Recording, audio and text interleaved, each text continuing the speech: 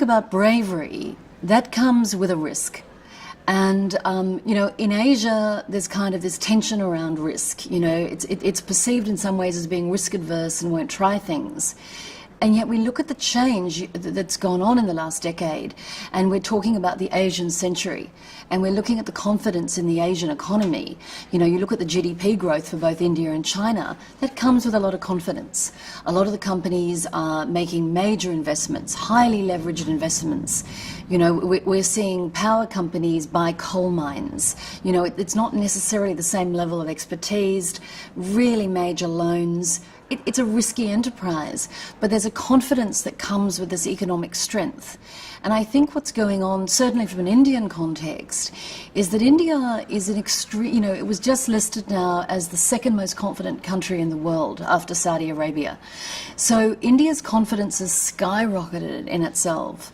It's gone from being a third world country to being world class. You know, all companies are talking, I'm a world class airline, I'm a world class coffee chain, I'm a world class software company.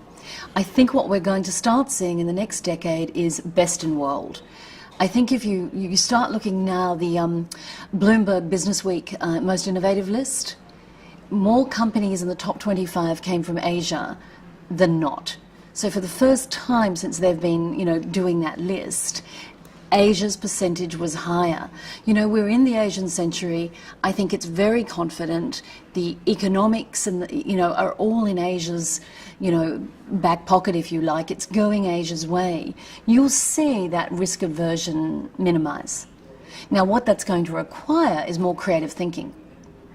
You know, more than ever before, it's going to require bravery of everyone in an organisation to challenge the traditional hierarchy, to have ideas and to encourage youth. You know, have a look at the age of the guys who did Google and who did Facebook, and have a look at kind of that young energy.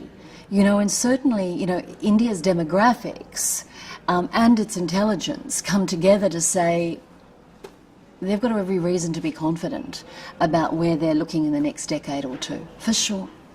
You know, to produce the kind of leaders and creative thinkers that we need, will the education systems in China and India and all throughout Asia change? I think the answer is yes. I think what you've seen, certainly with India, is you've seen a lot of the best talent having to be educated outside of India and then come back. I think that's going to change.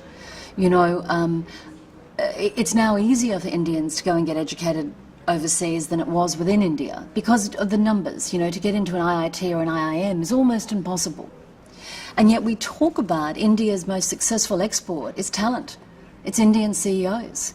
You know, and you have a look around the world at some of the best performing companies in the world and the most innovative, and they have a very, very high percentage of Indians in senior positions. So I think that the Indian population is super bright, and really nothing's going to get in the way of that. You'll have a creative and innovative product coming out of India, unquestionably, and my guess is all throughout Asia. It'll change.